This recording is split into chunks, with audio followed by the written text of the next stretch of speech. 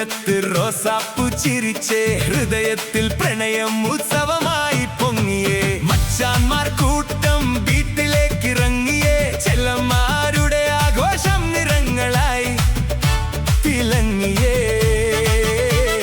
മേളം മുഴങ്ങും ഓരോ നിമിഷവും സാധാരണ ദിവസം പെരുന്നാളായി മാറി.